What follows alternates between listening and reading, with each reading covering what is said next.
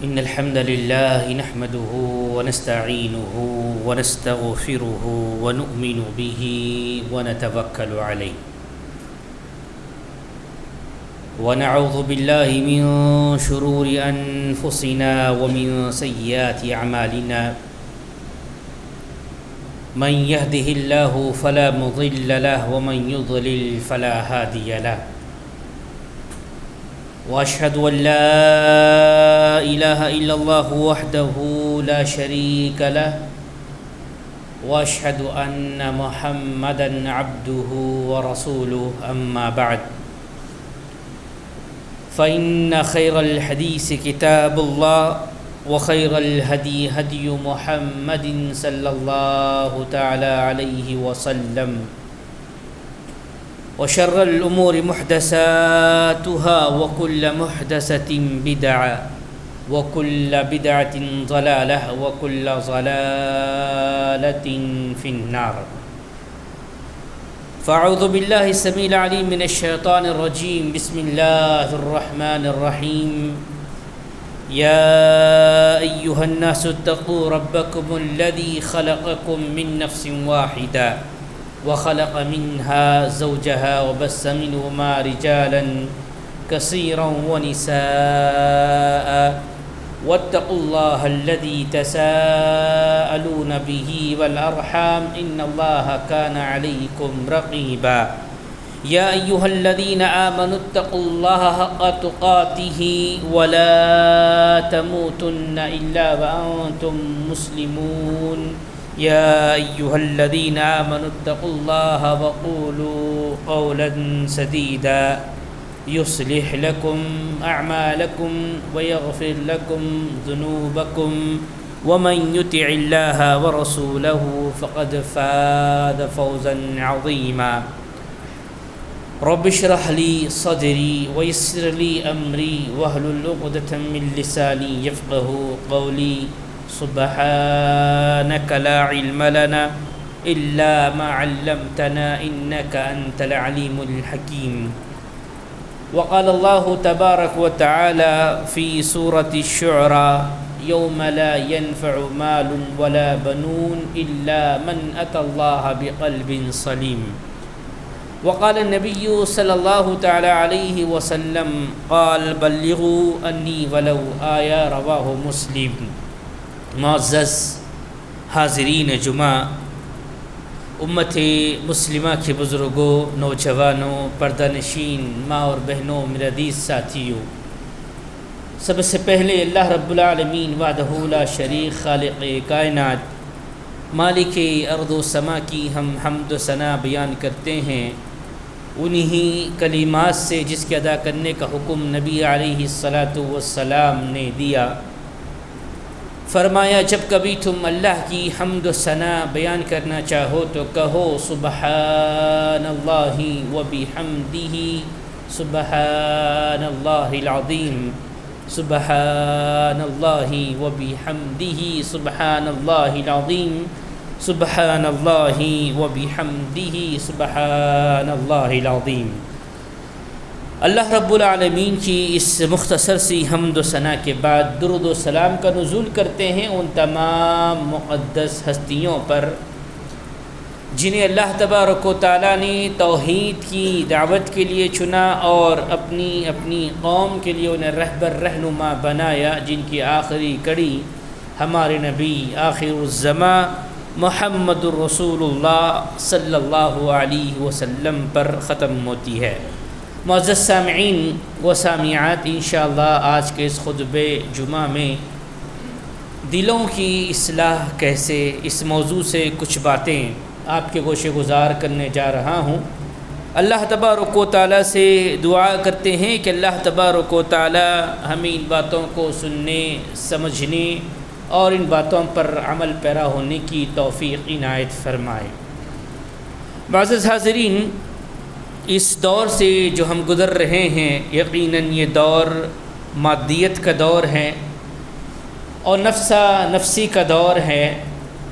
ہر شخص ہر شے پہ سبقت لے جانے کی کوشش کر رہا ہے، چاہے وہ تعمیراتی مراحل ہو یا تعلیمی مراحل ہو یا تجارتی مراحل ہو، ہر طرف نظر اٹھا کر ہم دیکھتے ہیں تو ہر کوئی ترقی کرنا چاہ رہا ہے اور ترقی کے راہوں پر گامزن ہے، جس نے اس کو طے کر رکھا ہے۔ کسی نے کچھ اپنا ٹارگٹ بنا رکھا ہے، کسی نے کچھ بنا رکھا ہے، کسی نے کچھ بنا رکھا ہے، اور اسی کے پیچھے صبح اور شام زندگی کے یہ ایام گزر رہے ہیں۔ آئیے اس مادہ پرست دور کے اندر، نفسا نفسی کی حالت کے اندر اور اس کمپٹیشن کے دور کے اندر مجھے اور آپ کو سب سے پہلے کن چیزوں پر توجہ دینا بے حد ضروری ہے، اور کون سی ایسی شے ہے یا کون سی ایسی چیز ہے جس کی اگر اصلاح کر لی جائے، جس کو سدھار لیا جائے، یا جس پر کام کر لیا جائے، یا جس کا علم حاصل کر لیا جائے، تو یقیناً میری اور آپ کی ترقی ممکن ہے، دنیاوی اعتبار سے، دینی اعتبار سے، آخرت کے اعتبار سے، ہر زاویے سے کامیابی ممکن ہوگی۔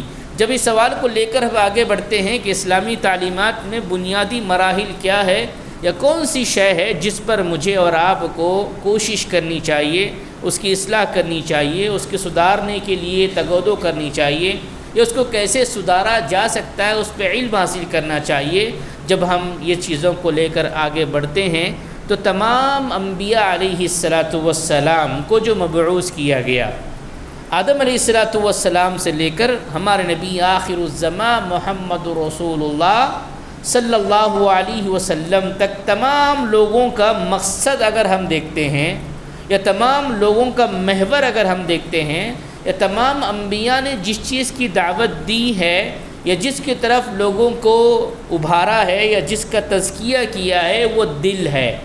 اللہ تبارک و تعالیٰ نے متعدد جگہ پر قرآن میں اس بات کا تذکرہ کیا کہ اللہ تبارک و تعالیٰ نے انبیاء کو جو مبعوث کیا، وہ انبیاء اپنے قوموں کو، اپنے لوگوں کو دل کی اصلاح کی طرف ابھارا کرتے تھے۔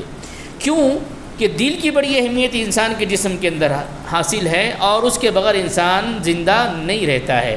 اس کو سمجھنے کے لیے تھوڑا اور گہرائی میں اگر ہم جاتے ہیں تو ہمارے سامنے یہ بات آتی ہے کہ جس طرح عالم نباتات ہے، یہ جو درخت ہے، یہ جس کو آپ دیکھتے ہیں، کئی درخت پائے جاتے ہیں۔ اگر درخت کی بقا اگر آپ دیکھنا چاہتے ہیں، اس کو باقی دیکھنا چاہتے ہیں، اس کے اوپر پھول دیکھنا چاہتے ہیں، یا اس کے اوپر پھل دیکھنا چاہتے ہیں، یا اس درخت سے آپ مستفید ہونا چاہتے ہیں، تو صرف اگر پتوں پر پانی ڈالا جائے یا پتوں کے اوپر دوا ڈالی جائے تو وہ درخت وقت کے ساتھ ساتھ موت کے گھاٹ اتر جائے گا۔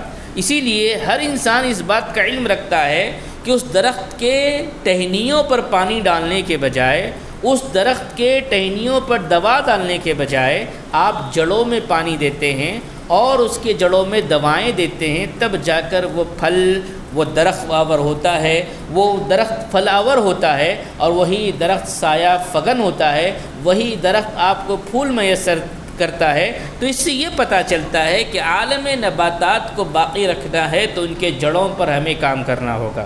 اسی طرح اگر آپ اور گہرائی سے مطالعہ کرتے ہیں کہ انسان کے جسم میں دل کی کیا اہمیت ہے، تو سامنے بات یہ آتی ہے کہ عالم نباتات کے ساتھ ساتھ عالم عبادات کو اگر ہم جمع کر لیں، نماز، روزہ، زکوٰۃ، حج، حقوق، جتنی عبادتیں اللہ نے ایک مسلمان پر عائد کیے ہیں، ان کی اگر فہرست بنا لی جائے تو تمام عبادتوں میں توحید کے بعد اگر کوئی عبادت آتی ہے تو وہ نماز آتی ہے۔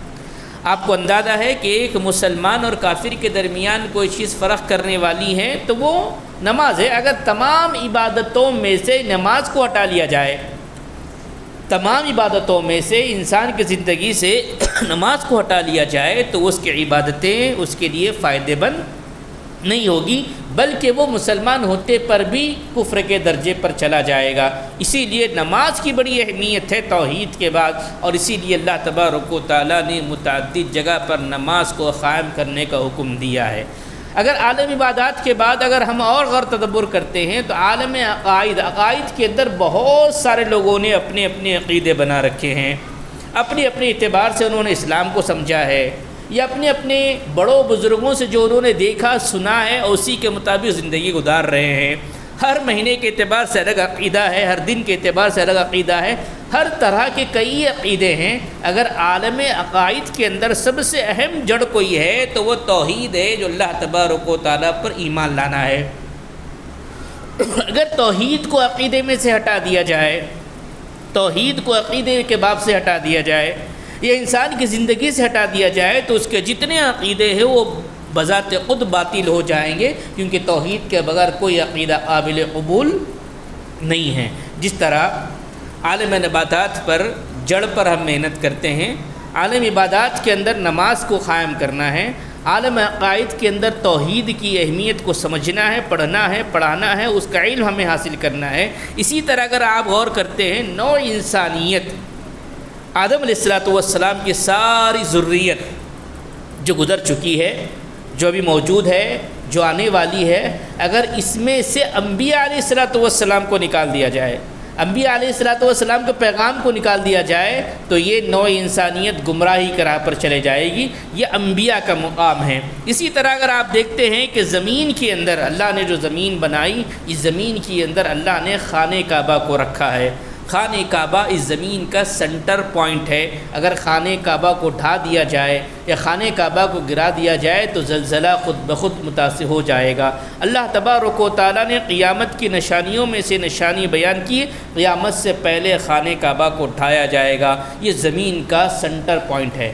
جس طرح زمین کی خانہ کعبہ سے اہمیت ہوتی ہے کہ زمین کی اہمیت خانہ کعبہ سے ہے، عقائد کی اہمیت توحید سے ہے، عبادات کی اہمیت نماز سے ہے، عالم نباتات کی اہمیت جڑ سے ہے، اسی طرح میری اور آپ کی زندگی میں سب سے زیادہ اہمیت کی حامل اگر کوئی چیز اللہ نے ہمارے جسم میں دی ہے تو وہ دل ہے۔ اور دل جب دھڑکنا بند کر دیتا ہے، دل اپنا کام کرنا بند کر دیتا ہے تو کروڑوں روپیہ ہو، ہزار روپیہ ہو، وقت کا بڑا بادشاہ ہو، وقت کا کوئی شہنشاہ ہو، وقت کا مایہ ناز شخص ہو، وہ اپنی موت مر جاتا ہے۔ اسی لیے انبیاء علیہ السلام نے دل پر بڑا کام کیا ہے۔ ایک مرنا تو وہ ہے جو دل کا دھڑکنا بند ہو جانا، مر جانا ہے، لیکن ایک مرنا اسلامی تعلیمات سے یہ ہے، دل تو دھڑکتا ہے، دل زندہ تو رہتا ہے، لیکن انسان مردہ کی شکل میں زندہ رہتا ہے۔ وہ کس صورت میں ہوتا ہے؟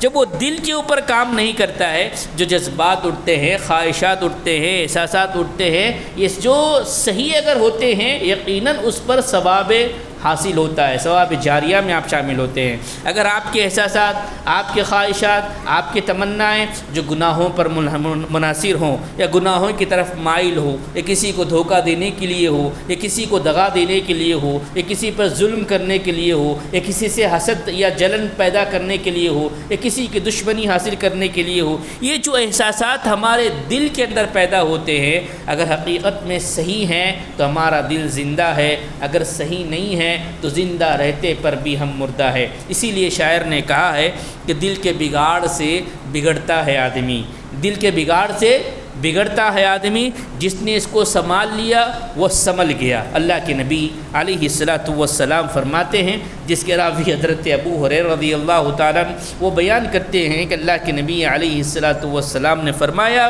ان الحلال بین و ان الحرام بین۔ دیکھو یاد رکھو، تمہارے درمیان جتنی چیزیں حلال ہیں وہ واضح طور پر بیان کی گئی ہے، اور اللہ کے نبی علیہ السلام نے فرمایا جتنی چیزیں حرام ہیں واضح طور پر بیان کی گئی ہے، اس کے اندر کوئی شک و شبہ کی گنجائش نہیں ہے۔ لیکن ان دونوں کے درمیان کچھ مشکوک چیزیں ہیں، شک و شبہ والی چیزیں ہیں، تم اس سے اپنے آپ کو بچا لو، تم اپنے ایمان کو بچاؤ گے۔ اللہ کے نبی علیہ السلام نے اس کے بعد فرمایا، وَإِنَّ فِي الْجَسَدِ مُضْغَةً، تمہارے جسم میں ایک گوشت کا لوتھڑا ہے۔ وَإِنَّ فِي الْجَسَدِ مُضْغَةً، جب اللہ کے نبی صلی اللہ علیہ وسلم فرماتے ہیں اذا صلحت صلح الجسد کلو، جب تک وہ گوشت کا لوتھڑا صحیح رہتا ہے سارا جسم آپ کا صحیح رہتا ہے۔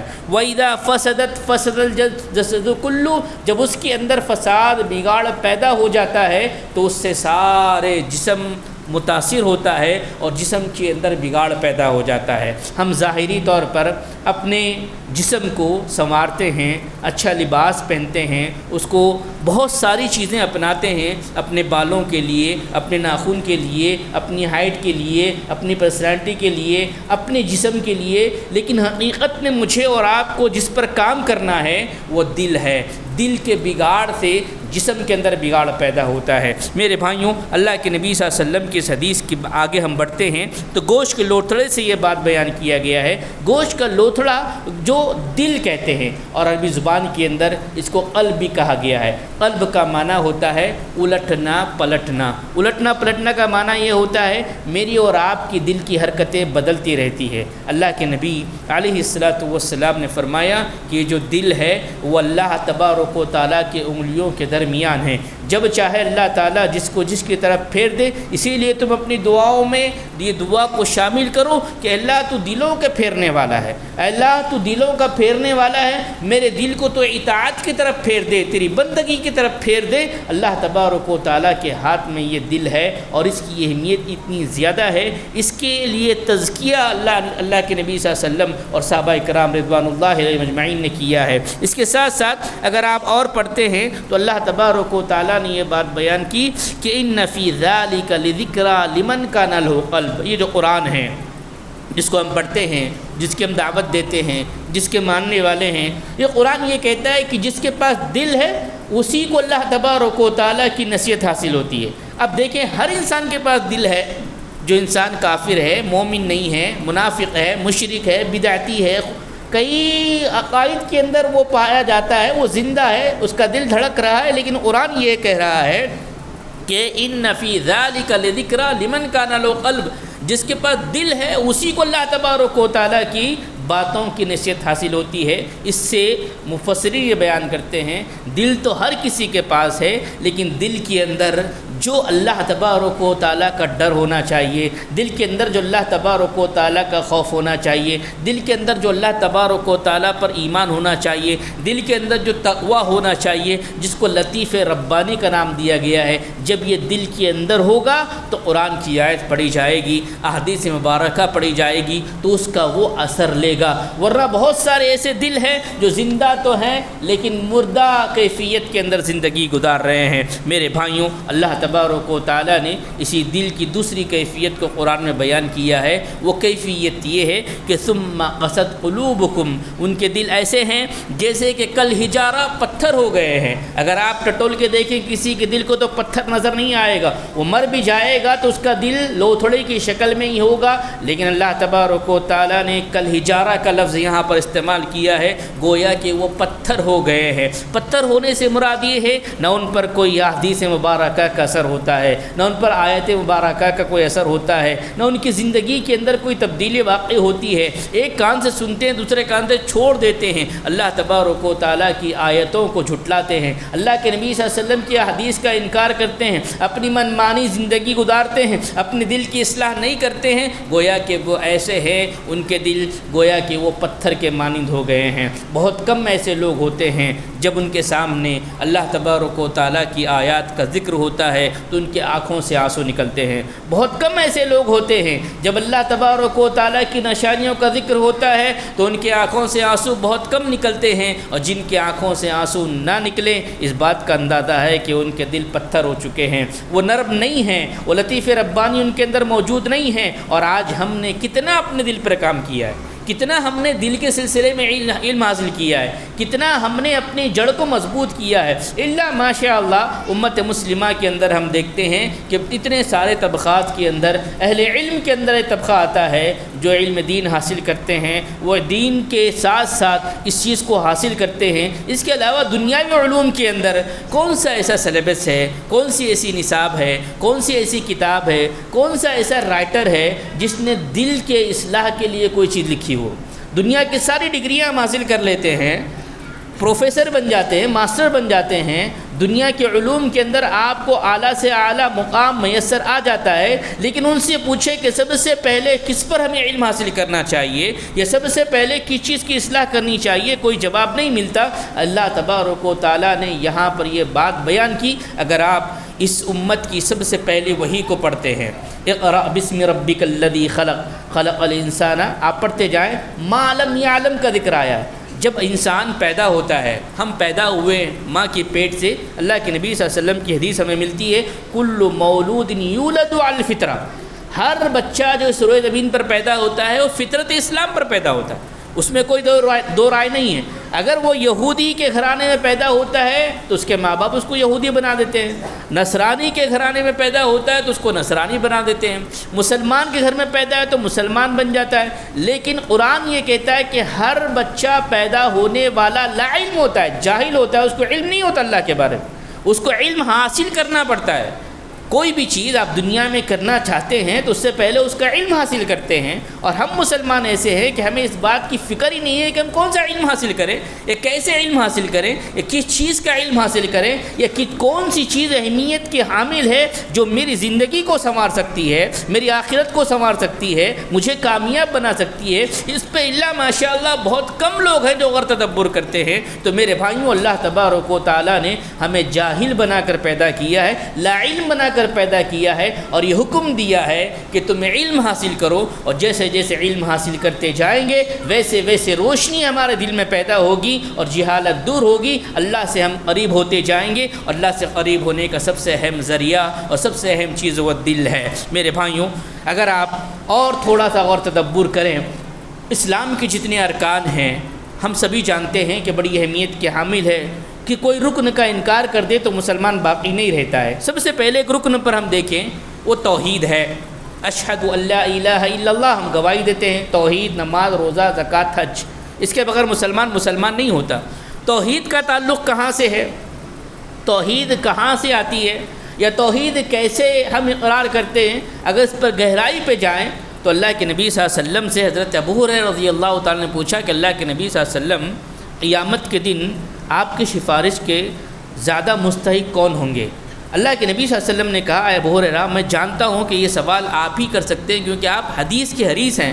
اللہ کے نبی صلی اللہ علیہ وسلم نے کہا کہ من قال لا الہ الا اللہ خالصا من قلبہ دخل الجنہ، جو کوئی شخص خالص دل سے، اخلاص کے ساتھ اس بات کی گواہی دے اللہ کے علاوہ کوئی معبود برحق نہیں، تو وہ جنت میں داخل ہوگا، وہ میرے سفارش کا مستحق ہوگا۔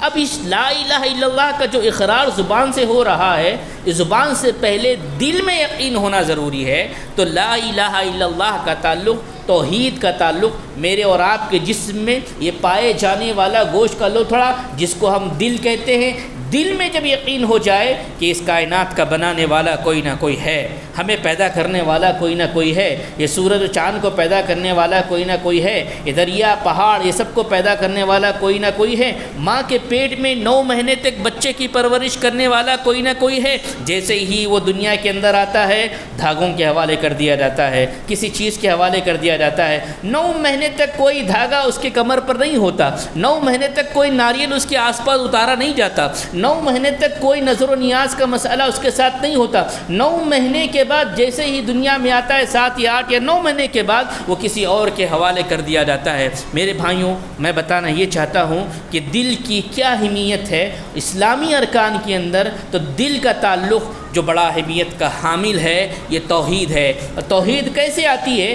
دل میں یقین ہو کہ میرے ساتھ ہونے والے ہر معاملے میرے مقدر کر چکے ہیں، چاہے نفع کا معاملہ ہو، نقصان کا معاملہ ہو، اولاد کا ضائع ہونے کا معاملہ ہو، تجارت میں نقصان ہونے کا معاملہ ہو، مصیبت کے آنے کا معاملہ ہو، پریشانی کا آنے کا معاملہ ہو، خوشی میسر آنا، یہ میرے رب نے میرے مقدر کر رکھا ہے۔ کسی کے چاہنے سے کچھ نہیں ہوتا ہے، میرے رب کے چاہنے سے ہوتا ہے۔ یہ مومن کا ایمان ہوتا ہے۔ یہ اللہ پر ایمان جب آتا ہے وہ اس بات کی گواہی دیتا ہے کہ لا الہ الا اللہ، میں اس بات کی گواہی دے رہا ہوں اشہد ان لا الہ الا اللہ، کہ اللہ کے علاوہ کوئی معبود برحق نہیں۔ تو توحید کا تعلق دل سے ہے۔ دل کے اندر یقینی کیفیت جب طاری ہوتی ہے، تم اپنی زبان سے اس بات کو اقرار کرتے ہیں کہ کوئی الہ نہیں ہے، اگر کوئی الہ ہے تو اللہ رب العالمین ہے۔ میرے بھائیوں، توحید کے ساتھ اگر ہم آگے بڑھتے ہیں تو نماز کا مسئلہ آتا ہے۔ نماز دوسرا رکن ہمارے سامنے آتی ہے۔ نماز کا تعلق کہاں سے ہے؟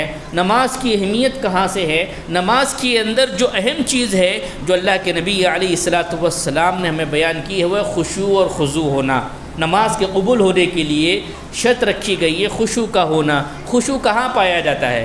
خشوع کہاں پیدا ہوتا ہے؟ خشوع کیسے پیدا ہوتا ہے؟ یہ دل کے اندر پیدا ہوتا ہے۔ یہی وہ لوتھڑا جس کے سلسلے میں اللہ کے نبی صلی اللہ علیہ وسلم نے کہا کہ تمہارے جسم میں گوشت کا ایک لوتھڑا ہے، جب تک وہ صحیح ہے سارا بدن تمہارا صحیح ہے، اور جب اس کے اندر فساد پیدا ہو جائے تو سارا جسم کے اندر فساد پیدا ہوتا ہے۔ یہی دل کے حصے میں پیدا ہوتا ہے خشوع، جو نماز کی ایک شرط ہے، اس کے بغیر کوئی نماز قابل قبول نہیں ہوتی۔ تو آپ توحید کو لیجئے، نماز کو لیجئے۔ اللہ تبارک و تعالیٰ نے فرمایا قد افلح المؤمنون الذين هم في صلاتهم خاشعون، وہ لوگ کامیاب ہو گئے، وہ مومن کامیاب ہیں جنہوں نے اپنی نمازوں کے اندر خشوع پیدا کیا۔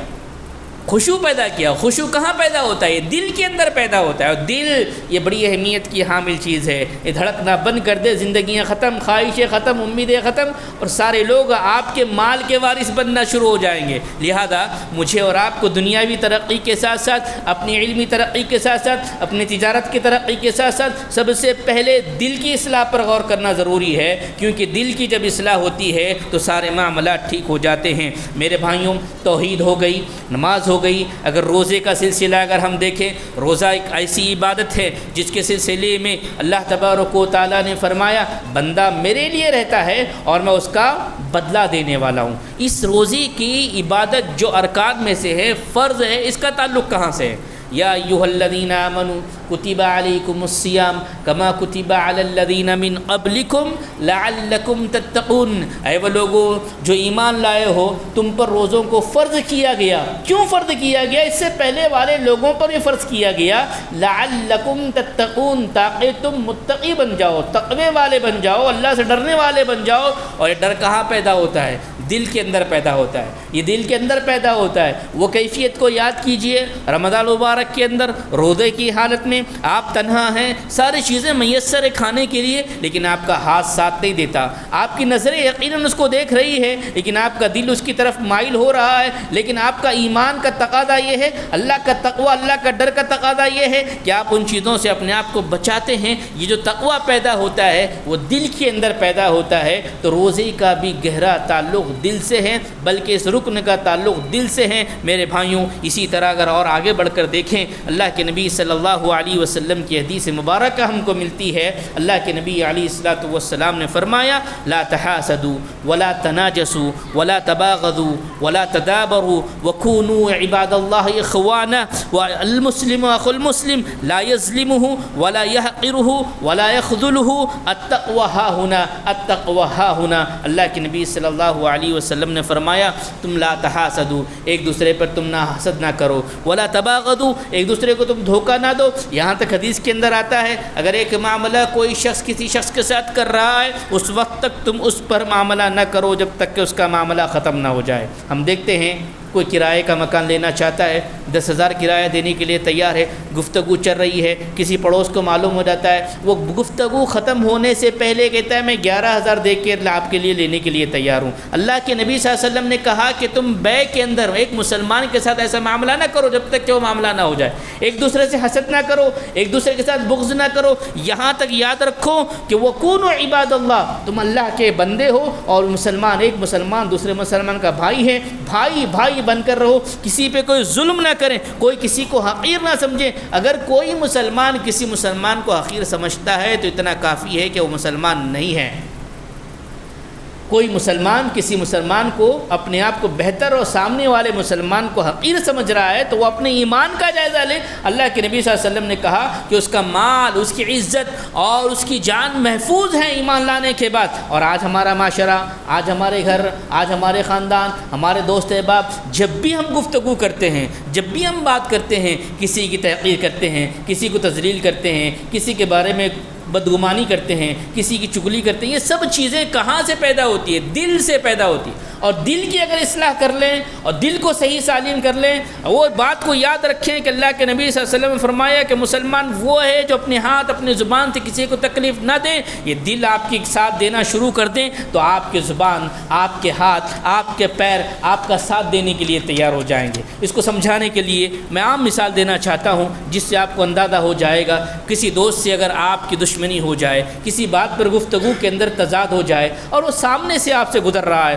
نظریں نظریں سب سے پہلے اس کو دیکھ رہی ہے، لیکن ہاتھ آپ کا سلام کے لیے نہیں اٹھ رہا ہے۔ اندازہ کیجئے نظریں کس کے تائید میں ہیں، یا ہاتھ کس کے تابع ہیں، یہ نظریں کس کے تابع ہیں؟ آپ کا دل اجازت نہیں دے رہا ہے کہ آپ کی زبان کو کہ اس کو سلام کریں، آپ کو یہ دل اجازت نہیں دے رہا ہے کہ اس کی طرف نظریں ملائیں، یہ دل آپ کو اجازت نہیں دے رہا ہے کہ اس کی طرف ہاتھ اٹھا کر سلام کریں۔ یہ سارے جسم کے اعضاء یہ دل کے تابع ہوتے ہیں، یہ سارے جسم کے اعضاء دل کے تابع ہوتے ہیں۔ لہذا انسان نے اگر دل پہ کام کر لیا، دل کی اصلاح کر لی، دل کے اوپر اس نے علم حاصل کیا اور اپنے دل کو صاف کیا، یقین جانیے چاہے وہ توحید ہو، چاہے وہ نماز ہو، چاہے وہ روزہ ہو، وہ قابل قبول ہوگا۔ اتنا ہی نہیں میرے بھائیوں، آپ سبھی جانتے ہیں کہ جتنا ائمہ محدثین ہیں انہوں نے جو حدیثوں کی کتابیں لکھی ہیں، سب سے پہلے جس حدیث کو انہوں نے نقل کیا ہے، انما الاعمال بالنیات، ہر عمل جو ہم کرتے ہیں چاہے چھوٹا ہو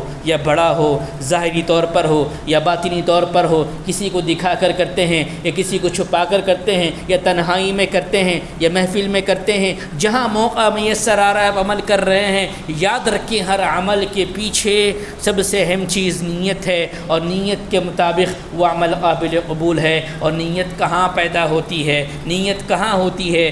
دل کے اندر ہوتی ہے، دل کے اندر ہوتی ہے۔ لہذا اپنے دل کی ہمیں اصلاح کرنی چاہیے۔ میرے بھائیوں، زکوٰۃ کا مرحلہ بھی ایسی ہے۔ زکوٰۃ اہم چیز ہے، ارکان اسلام کے اندر فرض قرار دی گئی ہے۔ جو اہل مال ہو جاتے ہیں، جن کے اوپر زکوٰۃ فرض ہو جاتی ہے، اللہ تبارک و تعالیٰ نے فرمایا خذ من اموالہم، ان سے مال لو اور ان کے مال کو، ان کے دلوں کو صاف کرو۔ دلوں کو صاف کرنے کا ذریعہ بھی یہ زکوٰۃ ہے۔ اسی طرح کنجوس کو ہم دیکھتے ہیں دل کی بیماریوں میں جو پڑا رہتا ہے، وہ کبھی مال نکالنا پسند نہیں کرتا، اسی لیے دل کی بیماری کو ختم کرنے کے لیے جیسے ہی آپ صاحب زکوٰۃ ہو جائے، اسلام نے حکم دیا ہے مال نکالو، تاکہ مال کی محبت کے اندر تم دنیا میں غرق نہ ہو جاؤ، اللہ کی راہ میں نکالو، اور نکالنے سے یہ ہوگا مال بھی صاف ہوگا، دل بھی صاف ہوگا۔ میرے بھائیوں، قربانی جیسی عبادت جو ہم کرتے ہیں، ہر سال کرتے ہیں، حسب استطاعت سے کرتے ہیں۔ کوئی بڑا جانور اللہ کی راہ میں قربان کرتا ہے،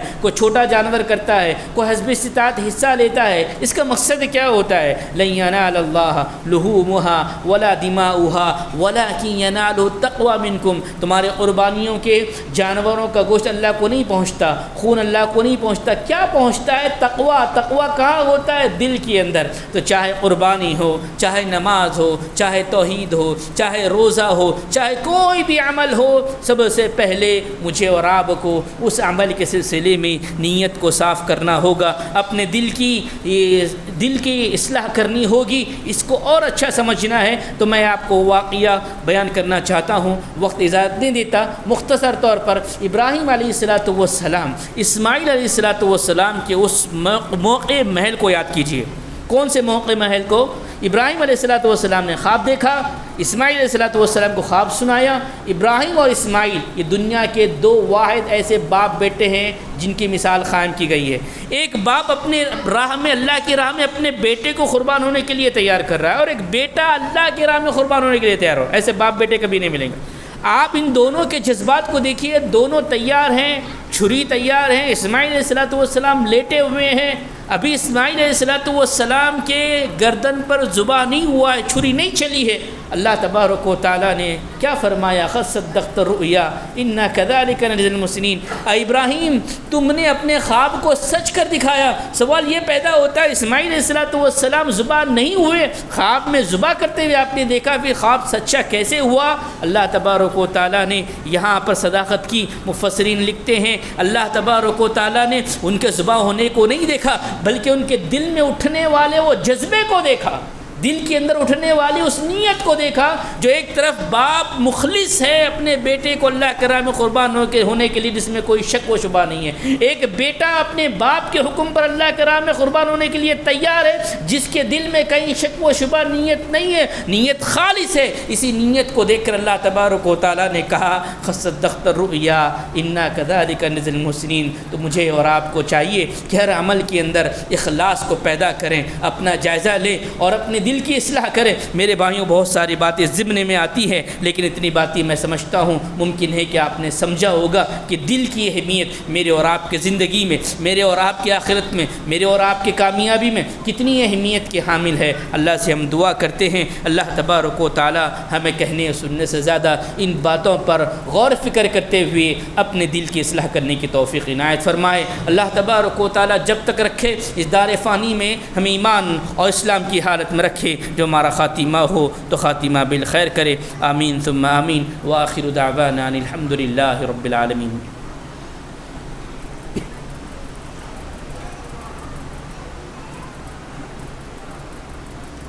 الحمدللہ رب العالمین، والصلاۃ والسلام علی رسول الکریم۔ معزز حاضرین، دل کی اصلاح میں کچھ باتیں میں نے رکھی، اور جو آپ کا میرا سب کا کھلا دشمن ہے، جس کو شیطان کہا گیا ہے، شیطان اس بات کو جانتا ہے کہ انسان کی کس اعضاء پر حملہ کرنا ضروری ہے۔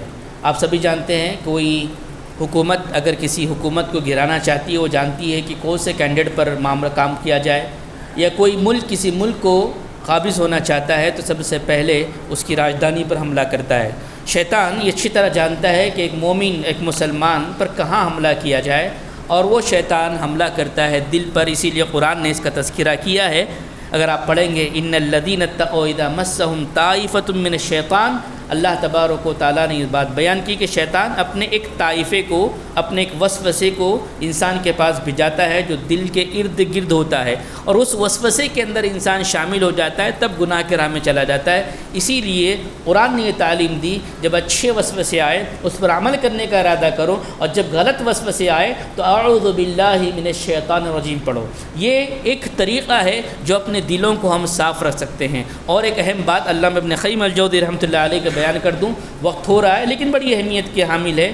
انہوں نے دل کی 3 مثالیں دی ہے، 3 طرح کے دل۔ ایک وہ دل ہے جو شاہی مکان کی طرح ہے، اور دوسرا دل وہ ہے جو عام دل ہے، عام مکان ہے جس کا کوئی مالک نہیں ہے۔ تیسرا ہے جو ایک مسلمان کا دل۔ شاہی محل سے مکان مراد دل سے انبیاء علیہ الصلوۃ والسلام کا دل ہے، جہاں شیطان نہیں جاتا ہے تو اس کو اسلام قبول کرنا پڑتا ہے، جیسا کہ اللہ کے نبی صلی اللہ علیہ وسلم کا وہ واقعہ جنت البقیع کا۔ اما عائشہ رضی اللہ تعالی عنہا پیچھے گئی، آپ واپس آئے، آپ نے پوچھا کہ اللہ کے نبی صلی اللہ علیہ وسلم آپ کا شیطان کیا ہوا جو آپ کو نہیں بھٹکاتا؟ اللہ کے نبی صلی اللہ علیہ وسلم نے کہا کہ میرا شیطان اسلام لا چکا ہے۔ تو پہلا محل جو شاہی محل سے مراد وہ انبیاء علیہ الصلوۃ والسلام کا دل ہے، وہاں شیطان نہیں جاتا۔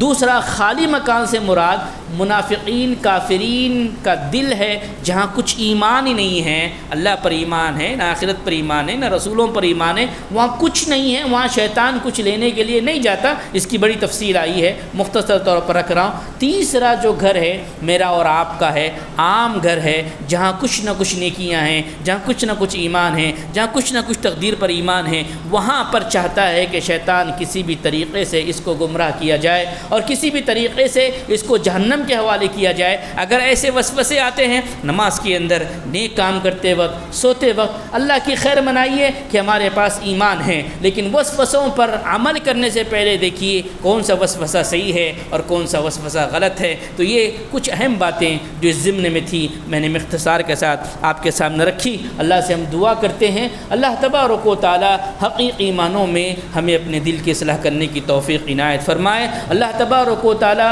ہمیں ہمیشہ آخرت کی تیاری کرنے کی توفیق عنایت فرمائے۔ اللہ جب تک رکھے دار فانی میں ہم ایمان اور اسلام کی حالت میں رکھے، جو ہمارا خاتمہ ہو تو خاتمہ بالخیر کرے۔ اقول قولی ھذا استغفر اللہ لی ولکم ولسائر المؤمنین۔ اعوذ باللہ السمیع العلیم من الشیطان الرجیم۔ بسم اللہ الرحمن الرحیم۔ ان اللہ وملائکتہ یصلون علی النبی یا ایھا الذین آمنوا صلوا علیہ وسلموا تسلیما۔ اللهم صل على محمد وعلى آل محمد كما صليت على إبراهيم وعلى آل إبراهيم إنك حميد مجيد۔ اللهم بارك على محمد وعلى آل محمد كما باركت على إبراهيم وعلى آل إبراهيم إنك حميد مجيد۔ أعوذ بالله السميع العليم من الشيطان الرجيم۔ بسم الله الرحمن الرحيم۔ إن الله يأمر بالعدل والإحسان وإيتاء ذي القربى وينهى عن الفحشاء والمنكر والبغي يعظكم لعلكم تذكرون۔ واذكروا الله يذكركم وادعوه يستجب لكم ولذكر الله تعالى والله يعلم ما تصنعون۔